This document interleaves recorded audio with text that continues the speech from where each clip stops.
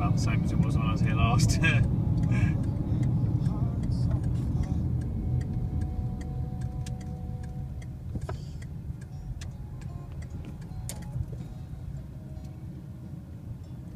Haven't seen vines like this before. Fresh. Welcome to another episode of Toby Stupid Vlog. So this is our lunch view. We're in Worcester this time round. The lodge is named after the three cathedrals, and we used to be in Gloucester, which is that one over there. You can't quite see Hereford because it's behind this hedge. So it's the first time I've been back here since I was filming here in September. And I've never actually seen it this early in the year, but it is very beautiful, as you can see. All the vines just coming out into leaf. All the way around from the house, which is up there, the farm, down the road to where the lodges are. There's a lot of rabbits. I've been hunting them unsuccessfully. Out of all the random paths I've chosen, this is probably the most random. Historically this is a field with animals in, but there's no animals, as you can tell by the length of the grass. And according to my map, this is a public footpath. As you can see, it's disappeared. Let us see. If we get shot by a farmer, I was wrong. Done a bit of a loop, come back round in the main entrance. And scared, you know, a fairly large number of rabbits in the process. So that's good. I know that the footpaths marked on my map actually exist, even if they're not entirely visible, but you can do them. Anyway, I am going to try and find my vine, which they had to move because they're doing some vine maintenance up where it used to be. So it's in row 31, so let's go and find it, which is somewhere on the right. Here we are, or here I am, I suppose. That's me. It's my vine, let's check on it. Well, obviously, as you can tell, it's quite early in the season, so the grapes are rather small. But, you know, looks good, looks healthy and happy. It's T-shaped, so it's this bit here and it's that bit there. Yeah, everything looks promising. Good work, vine, keep going. More grapes, please. That's what I like. It's lovely out here tonight. I went and got the camera because I was going to show you rabbits. Can you see? There are rabbits in that field. There's one pretty much the centre of the frame now. It's really rather hard to... I'm in full zoom. You can't get much closer because if they see you coming, they do that. They hop away. So we're at the Kilcot Inn, in Kilcot, as you might imagine, for dinner this evening. And we're right on the edge of a front. It's actually really sunny over there, but where we are it's a little bit grey. And the clouds aren't moving. This is the exciting side roads of the new intent. That's a cricket ground. Didn't expect to see that. And then this is the main road.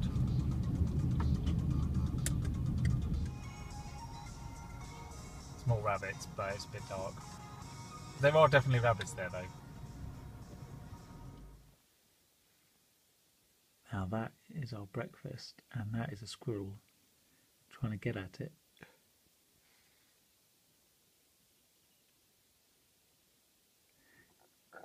You can obviously smell the granola. He's quite excited by this whole thing. No.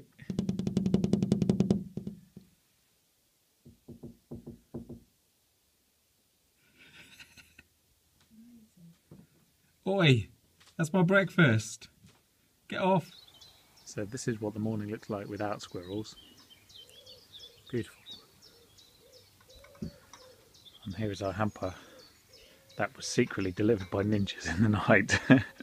Usually you hear them because they have to go up the gravel driveway, but mysteriously appeared just by magic.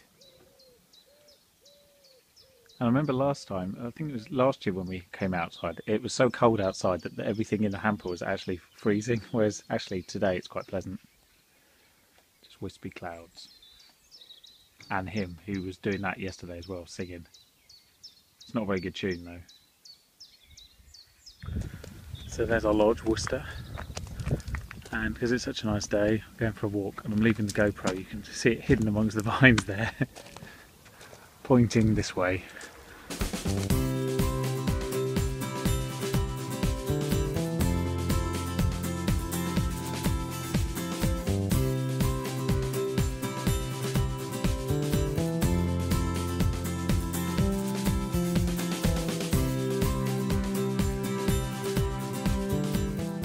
So you can see huge rows of buttercups you get between the vines, which is obviously really handy for pollination, because this attracts the bugs and whatnot.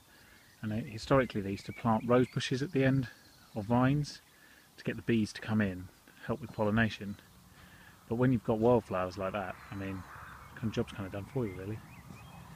Right, just popping in to say hello to the vine, number 31. So this is peeking through the hedge from the little lane just north of Three Choirs, which I walked down yesterday. I'm just going to go back down it and keep going. There's a little house up here on the left which has two very unimpressed looking cats. Let's see if they're more impressed today. And this is, I would say, wheat. Looking at it, field of wheat. There's the swanky farm I saw yesterday. Here's his stunning orchard, complete with some animals in there back. And then this is the big field that we'll be going through, I think, which we might be following. It's supposed to be about here-ish. I have to see if there is a style. If not, we just have to follow it along. Yep. So we're coming through this field. This looks very much like the field I walked through yesterday in terms of like how deep the grass is. And thankfully I have an OS map, so I know where we are and where we're heading. The path, though, you might argue is not immediately obvious, and you'd be right, because it's not. This is the view from the bottom of the field. Yeah, it's quite deep. I'm just having a rest. There's the stile. You'll notice it's quite overgrown. You'll also notice the path we've come down is not what you'd call straight, but you know, close enough. Go sheep. They're all going for a wander. This is nice, what looks like an old river valley. And then nature time. Here we go. These are some caterpillars or larvae of some butterfly. Quite a lot of them, and you can see all the eggs as well. So yeah, this will be butterfly central in a couple of months. So we've come down the hill there, down to the bottom. Don't mind the wildlife, and we've come along here, as you can see. And yeah, we're following sort of the bottom. It's kind of it's not a river as such. So we've just climbed over that fence because it was slightly locked. This house here is absolutely incredible. Amazing, amazing gardens. Tried to take a picture of some foxgloves, don't know if it worked. And Paul Hill Road is now Pooh Hill Ad. But I mean, that's close enough, right? So we're right in the middle of Paul's Hill. Houses on both sides. Everyone's in the garden. It's a beautiful field, this. Lots of lakes. Some wind power. Yep. Slowly buzzing, but it's quite pleasant. And then this was an old hedgerow, but it's past its hedging best.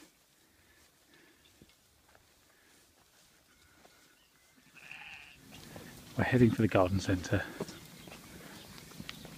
for lunch. And yeah, this is the farm that we look up to, or these are the houses we look up to above the farm from the lodges. And you can see that, so the vineyard is up there, just to the left actually, just behind this tree now.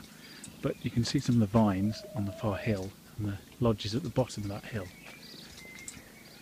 down there in the greenery. So this is Three Choirs Garden Centre / restaurant with carp galore, and quite an amazing garden centre over there. So we had a very excellent lunch in the greenhouse garden centre, Malarkey. We're going back there tomorrow because I've made a shopping list because it sells everything, and there's lots of things I need to purchase for various, some for me, some for people's birthdays. Anyway, we're just heading back towards the vineyard, which is just off this road further up here.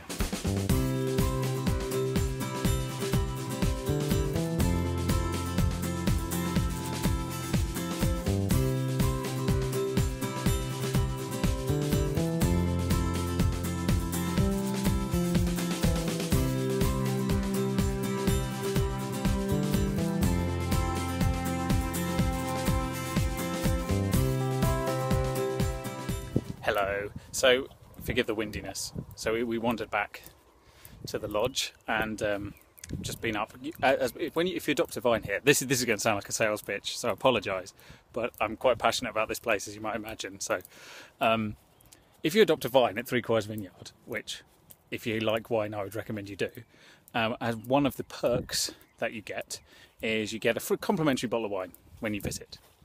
So I've used my complimentary bottle of wine to get a pre-chilled complimentary bottle of wine, so we can sit on the veranda and have a glass, which is very nice.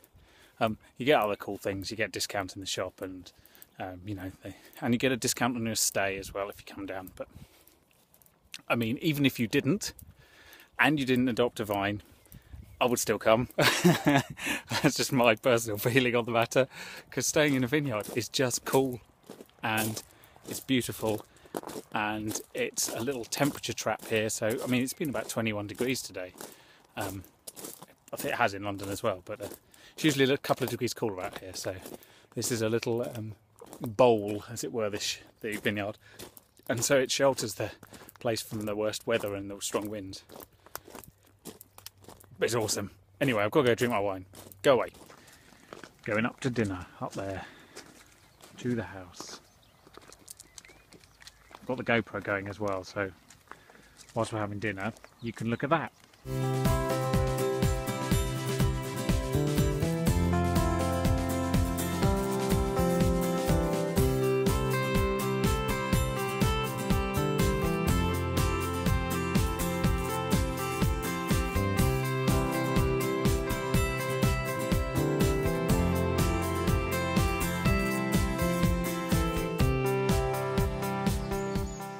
It's breakfast time, so we're going back up to the farmhouse for exactly that purpose.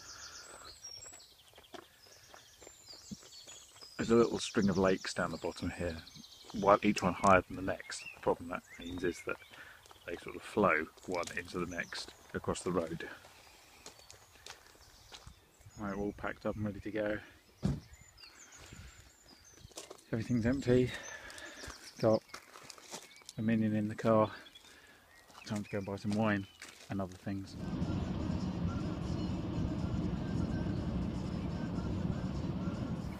So this is Harcourt Arboretum, which is part of the University of Oxford and is just outside, as you might imagine, just south of Oxford itself.